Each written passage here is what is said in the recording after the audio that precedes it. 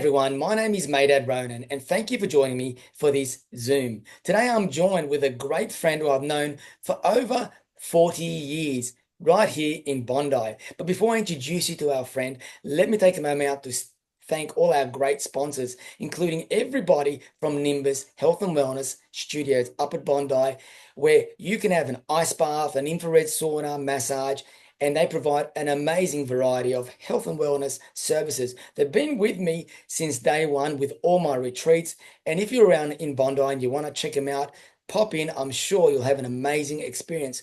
Also, I want to thank all the great chefs and workers at Up South Cafe who have been doing such a great job with providing us with all the nutritious meals from the acai bowls, detoxing smoothies, the healthy wraps. If you're in Bondi and you're feeling a little bit peckish, pop in, check them out. I'm sure they'll satisfy your taste buds. A final thank you to 𝒂𝒏𝒄𝒂𝒅 from Child Eyewear, which provide an amazing premium quality pair of sunglasses. And there you go, Will's got them on.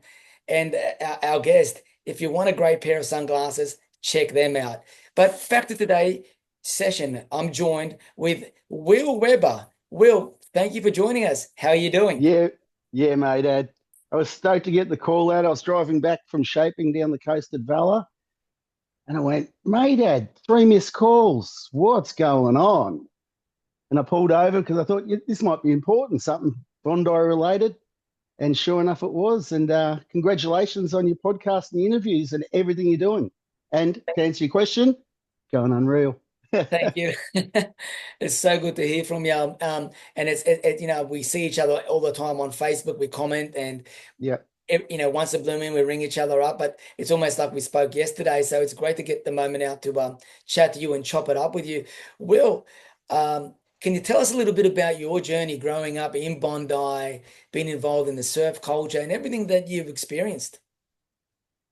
Yeah, well, we grew up under the 4 older brothers, John, Greg, Mont, and Dan, and that all, got into surfing early on. So I was born in 1970, so they'd already started surfing and had progressed from North Bondi to South Bondi. So Ben and I eventually got on the 322, the bus from Rose Bay to Bondi, and did the pilgrimage and, the earlies in the back of the old high ace.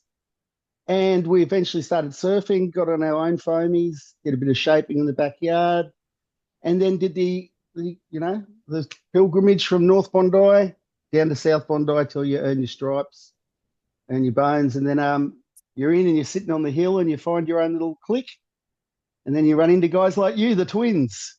Well, it was a big clique, wasn't it? It was ITN, there was Oh so many man. people. Can you share a little bit of history with that? There must have been some crazy nights and crazy surf camps and Oh, going away. like between coming in from when we were grommets and doing that whole era with Brett Parker, rest in peace, and Jason Kitzler in our team, Bondi Attack Squad, me, Ben Davo, Jason, and Brett. And so we'd be on our BMXs and stuff, but then it went into ITN. And like when we turn up on that bus at Bondi, it was like from nice, quiet Rose Bay, you're coming into like Hollywood to a film set, Mad Max scene, and you just come in, jump out, and you go, like, what's happening right now? Like, it could be a bank robbery, could be anything. You just couldn't wait for that bus to turn the corner where you could see what the waves doing, eh? Yeah. Oh, especially, coming out of Warner's Avenue, past Brett's place, and then you look, and if it was that big swell, you'd see Ben Buckler, like on that rare time. Like I saw it one day, 15 foot. Never seen it bigger or better. You just went. And then you got to go down and around, and then up Campbell Parade, and then it stops at drop us off on the hill. I'll sit at South Bondi. I know there's an old story about Ann Corrigan's brother that he surfed something from the point all the way in or something. Oh yeah, I think he was. Look, as far as we know in our era, he was the first surfer we heard about taking off at Ben Buckler and riding right up the south. Wow. So yeah, that was the thing we're aiming at. Yeah, what a ride, Oh, for sure, man. Ben and his brother, but back in the days, we had so many guys that in Bondi, like I know that you remember yourself, there was the North Bondi crew and the guys that kept to themselves, like Marcus Moses, and then you had all the guys down south, like Sloth, like and Corrigan, Crammy, and Greg Day. Can you share a little bit about your growing up, how it was? with those guys? Well, yeah, that was crazy because, as you know, it was such a battle on the beach for your waves. It was a constant fight, and when we were doing that, we were looking up to the guys that we were seeing in the board riders, not so much the pros because they're on tour. So, we had Dean Cook and Bill Power and Spotter and Spot Anderson, just the list goes on and on. So we had those as the top guys. And I actually remember once being down around middle and Crammy was back in town. And I just had this, bit of a dirty thought, a bit bitter or whatever, and thought, what's so good about Crammy? And I just saw him come flying along this wave like a Porsche, went up to do a 360 on the closeout whitewater, and he went round to 3 o'clock. It was like he hit a doorstop, went boing, back around. Never seen anyone do it since. And I went, that's why. Yeah. And then saw Shane and just went, these guys are like UFO level. Yeah. I remember one day the place was huge and Sloth and Ant Corrigan and Richard Cram were out there. And Richard got this wave way outside where the Bondi bars was, and as a right-hander, Yep. took off and it faded out and he milked it right to the edge and he cut back. It was the biggest roundhouse cutback I've ever seen in Bondi. And he Wow. came back and he just hit the lip, came back down and kept going. I just said, fuck, that's a round Yeah. cutback, you know? And you know what? Most people wouldn't have been able to ride that wave from out the back to the shore, let alone read it and then do a roundhouse like that. That was Oh, the beauty of Bondi because the waves were so here and there and reforming. yeah. You had to sew it into a good song. He really had a good, he had such a good, guys like that, like Shane and him, had such a good knowledge of the break, didn't they? Yeah, yeah, Mm. yeah. I remember talking to Bluey Mays once when I was a super grommet, and I'd never heard the term holes. He goes, over there's some holes at the south end. That hole will be there for a while. But he was talking about rips, and Yeah. sand movement. So, yeah. Whereas a lot of us just go and jump in the water, there's other guys that really read it and see There must have been some really crazy moments. I know growing up, I heard a few with you and I it. and everybody. Can you share a couple? Um, Going Oh, trips and that. I I know mean, there was a couple with the Spidey t- was funny as hell, eh? oh, yeah, like those early ones, they were actually scary. When Ben and I'd go down to Era and Spot was on his first kind of year ago and what you might call, jerky boys or whatever they're called, the crazy stunt shows from the States. Spot was ahead of his time, man. And when he did something on his surfboard, a single fin that should have been done in a toilet, I was like, oh my God, what's going on down here? So at first, it was a little bit scary when you were 13, but then we toughened up, or they toughened us up. Um, Look, so many things from all the comps, but like one of the funny nights was staying with Big Al, beloved Big Al, and it was about 4 in the morning, and he just started looking at me, and I went, "What's that look in his eye?" And he proceeded to tape everything in his whole bedroom to me. By the end of it, I had a basketball on my head, an arrowroot biscuit for an eye, a coffee table as a heart. I had a foamy surfboard on the back. So this is all taped on, and then we went, let's go for a walk over the beach. And I slipped up, and as I got close to a pole, the grommet got the older guy, that being me, and taped me to the pole. And I spent the next 6 hours there, had cops going past, people calling everyone up, coming down, filming. Once got some great still photos of it. Um, I remember calling someone up and going, I can't make it. I'm a bit tied up. I was there for hours, man. I was a little bit on the fairy floss, but I mean, that was towards me. The amount of crazy stuff that went down there, half of it you can't mention. And thank God a lot of it was before mobile phones, so there's no evidence. Mm. But it Yeah. was all in good fun, you know that. Yeah, of course, of course. And obviously there's all the surf trips that you had going to Mm, Black Rock and going down Era and Gary Beach and all the other places you went to. And the great thing, like I remember this the first big competition, it was I think it was an OP Pro or something down at Bondi. 84 at Bondi. Martin Lynch and Tom Carroll were in the final. And it was the first time I really got to see really, apart from Bill Powers, PC, and everybody else that Yeah. was in Bondi. Um, and God, I mean, that crew, the whole crew, George Wales and just, Gunnar Kisser, the whole crew just in Bondi was world class, you know. But then when you Yeah, got to see the OP Parade, it made me appreciate everybody in Bondi even more. Um, yeah. and I Can you sat, remember that? Yeah. keep Can you going. remember that afternoon we surfed? Because I'd just left Cranbrook and come to your school at Dover Heights. Yes. And I remember we went out for an Arvo surf and we were anticipating the pros turning up. And it was just us crew. Was this And you then, and Martin Potter paddled out? yeah, yeah. And then And Potter Sean was with his, Thompson's out. yeah, and he was in his green board with the yellow, Yeah, and then he starts is talking with his yeah. funny accent, and I was like, fuck, does he really talk that way? Yeah, yeah. Is this a tourist? Yeah, But man, how was that? The whole surf started filling up. And then we just went, we're out here with the top 16. yeah. It You was know, just that was surreal. was it probably about five of us out there. Yep. Dad, you, me, and I think there's a few others, Andrew Devine and a couple others, and that was it. Oh, wow. Good memory, man. Yeah.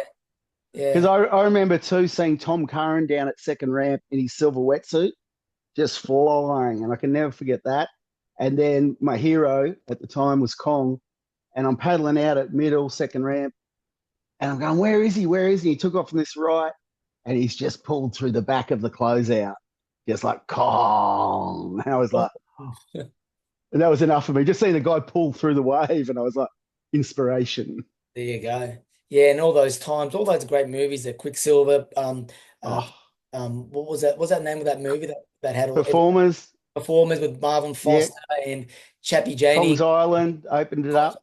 Oh, beautiful! What great Yeah. memory, no? Oh, man. The Yeah. best. And Will, obviously, you're doing some amazing work now. Can you Thanks, man. yeah, you're shaping boards. I know that's your brother was a great shaper. Is he still shaping? Is Greg still Yeah, he's still shaping. Yeah. He's still shaping? innovating, doing crazy stuff at the moment. Can you tell us a little bit about your journey? What got you into it? Who influenced you? And a little more. Well, from the backyard, seeing the older brothers doing stuff. If they made star knives, we made star knives, slingshots, crossbows, whatever. But as Greg and John got into shaping, eventually Ben and I wanted to have a go. And we made a little board, the Drifter first. That was a double flyer pintail. And we sprayed that up, a single fin, actually a drifter. So it had two little side bites before thrusters. Then we did a couple more. We just stripped the boards down. And it was surprising. I ended up doing one for Keithy, one of our mates, hanging around JB and that. I think it's Keithy. And he bought my first board I shaped. That had set fins, a thruster. And I remember standing on it. I was really surprised it actually went. It didn't feel anything like a Greg. It felt like magic carpets. But Yeah. I went, oh, it's got a cut. This is the drive point. There's that. I was surprised. And then that was just mucking around, when we were becoming Obviously. young Yeah. competitive surfers at Bondi. Yeah. So obviously you want to be riding Greg's, not your own. Yeah. And then went and did all the competitions, went overseas, came back from the pro tour. And then I went into the kitchens, started doing kitchen handwork, and that would have been a great job. But I think my ego got in the way, and I wanted to go back to what I'd already spent most of my life doing. So I Mm. went, I'll go back into surfing. I've got the competitive experience, I've got surfing experience, and I'll start finish shaping for Greg at Insight in Mona Vale. So I started that in '93 and haven't looked back or just stuck with it. And Will, how long's that been? That's been almost 30 years now, isn't it? Wow. So that's 32 that I've been doing it for food or for whatever. um, so yeah, that's been professional. And then not long after that, I had a falling out with those guys. And Dad just said to me, go and print your decals up tomorrow and start your own business. And so So I had, how many boards do you think roughly you've probably shaped since you've started? look, you really like to be vague on that for tax memories. But geez, man, I'd shape the least out of any shaper for the level that I'm at, I'd say. It's just the nature of my life. Yeah. If I did 5 boards a week, I could put a kid through, a private school in Sydney. But as it turns out, I've only ever done a couple. So, I did a few hundred hand shapes using a planer before I went to the machine. So I'm stoked with that. I That's got thrown great. in the deep end, whereas all Obviously, the other guys of my era got straight off the machine. Not all of them, and a lot of guys like to learn the craft as well. But I was thrown. I had to go and get a what are they 120B or something, 1900B Makita planer, and get the Makita hat, and off you go. Get a couple of blanks from Dion, and that was the beginning. obviously you've got a talent for it and it's in your family, it's in your blood. Greg was shaping and you've been around all these great influences and stuff like that. And it's great to see that he's still doing it. Um, and but I remember my first glass board, I bought it off Cisco, was the one with the shape, the brother shape with the pink rails and the yellow band right in the Yep, middle. And yep. I had that. It was a double That flyer, was a great board for you, that one, wasn't it? perfect board. And then Eldad went and bought one. God bless. Remember Pierre Chappelle's cut off square? It was a round square thruster, and he bought that. And yeah, and I think Arby's had a couple that he really liked. But Yeah, yeah, great memories, surfing down Bondi. yeah, yeah. Well, Yeah. that was such a big thing. Like, I think you guys were on the McCoys before that, Well, I had McCoy or was after that after? After, with yeah, that was the McCoys. Because Steve Moran, Shane's brother. He got me well, actually, no, actually I had a cat zap before yours. right, I didn't have a cat zap. I had that was later. I had like what's his name? John Ozzie sold me one of these boards, I think. The green, classic. that was my favorite McCoy board that I had. It was a double fly swallow. It was almost like a zap, And There's another legend from North Bondi, John Ozzie. yeah, John Ozzie. And then what do you call it? Then I bought the one off Cisco, which was I enjoyed. I evolved with that one. And then later on I went and got a couple of McCoys through Steve. And finally the last board that I got, I think it was an 18, I think it was 18 wide with about 1 1/4 thick. Wasn't very thick at all. It was wet dry. It was made by GNS by a guy called Rod Cadis up at Caringbah. Oh, wow. Yeah, yeah. So he was at the time he had Mark Moyler and a couple other guys surfing for him using his boards. But yeah, so I went out there and I bought a board off them, and that was really nice as well. But I kind of always liked the plain look with just the one logo. I didn't want too many colors. Yeah, Yeah. yeah, yeah, yeah. It was a But very colourful period. yeah, definitely. But and what are you doing now with yourself, and how's it all going? Yeah, it's going well. I've been heading over the last few years since not many boards are made in Australia at the moment due to the old environmental climate change rot that's going on. So they've moved all the industry pretty much over to Indonesia. So I'm doing boards through Sideways at the moment. We've now got the glassing up with Nick Pope. So the Australian blanks through Core. So we're making an Australian product just overseas, and we're shipping it back cheaper than we can make them in Australia. So that's going great for the punters. They can get my boards cheaper, and they're the actual product. Mm. Tegu, my finish shaper, finishes them, and he's just world class.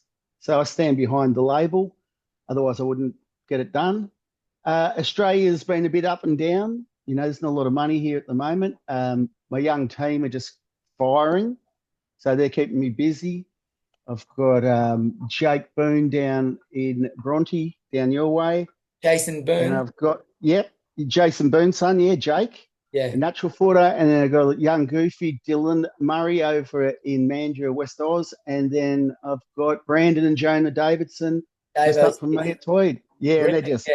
See, they're just a hoot. they're killing it, eh? Some Yeah, of the footage I've been watching, obviously the apple doesn't fall far from the tree. Davo, what a legend, yeah, yeah, And some of the stuff I've been seeing from both boys, but there's a lot of stuff out there of Brendan that Dave has been posting as well. But Jason Byrne, he brings his kids to our gym and they train with one of the oh, guys, classic. Oh, that's unreal. So Jake, yeah. top like, yeah, he's into real estate and that. Actually had a chat to him several times in regards to getting a property here, and we finally bought a place here in Rose Bay through a Oh, different day. But it was great. congratulations. Thanks, great advice from him. But Yeah. what else is happening? How's Ben? Is Ben still involved with some of the work? Yeah, yeah, Ben's got right back into surfing. He had a bit of a break from it. We can get a bit stale, when you've done it competitively, get a bit burnt out. And then you've got to refine the passion for it. So he's got right back in it, which is great.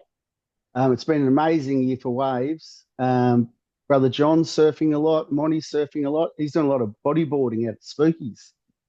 And Greg and Dan, not so much. But yeah, Ben's right back into it.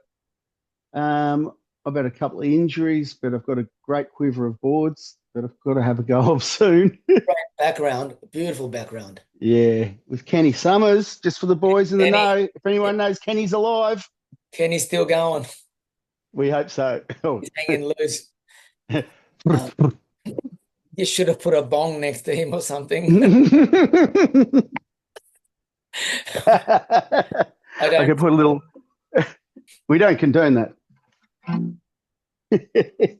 Play on, Kenny. I don't think I've ever seen him straight. Oh no. But Will, what is the name of your brand? Can we share it with the people out there the name? And well, look, the registered business is Will Weber Surfboards, obviously, but it's just turned into one of Will's because my brother Greg's Weber Surfboards, and because he's been doing it so long, it's just a separate thing. And Mum said, like Dad said, go out on your own, and then Mum just said, call it one of Will's because it's one of Will's. So there you go. Awesome. And I know you're talking about some great surfers that you've been the young grommets that you've got, and they're upcoming surfers that are really good. What other stuff are you doing today? I mean, with all your shaping and the surfing, are you involved with any other surfers or professional competitions? At the moment, we're mainly focusing on the young guys and girls. Also got Pippa Sarah in the Aussie title. So I've got 3 surfers in the under 14s at where is it? Wollongong. They moved the Aussie titles from South Oz to Wollongong. So late November, that's the main thing we're focusing on, just getting their equipment together. So that's all the Wonderbat models, hence the shirt. Besides that, I'm focusing a lot on the dugongs and just good, fun summer boards that, especially as we're getting older, a bit more volume, the round noses, and also doing a couple of belly boards. Remember Mark Foxman from Bondi? Yeah. Mark ordered a concave deck one. Oh, really? Is he still going? Geez, I'm surprised he hasn't got a piece from it. Well, that's the thing. We remember him as a stand-up surfer, and then he had to go knees, and now he's lying down. So you can't stop him. Oh, well, good on you. But it's just, he's doing more than me. Sore.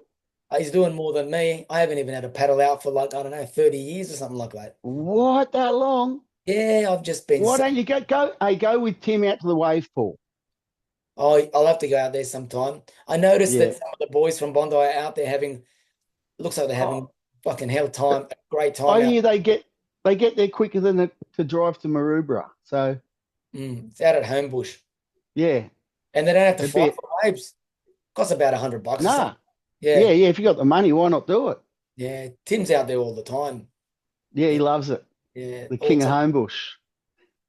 Well, it's amazing to catch up with you. Great to hear your story and that. Can you share with us? I'm sure some people out there are looking may want to get in touch with you, get in contact with you to shape a board for them.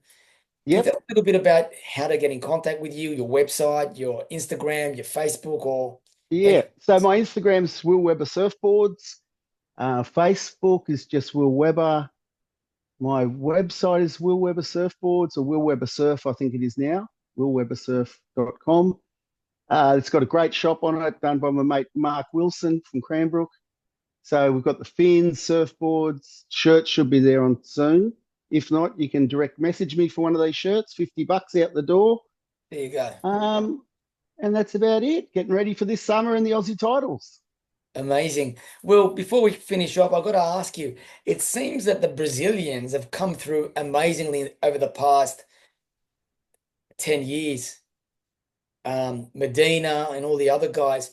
Would you say they're setting the charge in the world pro surfing these days? Well, I think, it's all by design. They wanted more money into the sport. When they wanted to turn the sport professional, Australia went through a slump, and that's when me, Ben, and Davo ended the tour early 90s.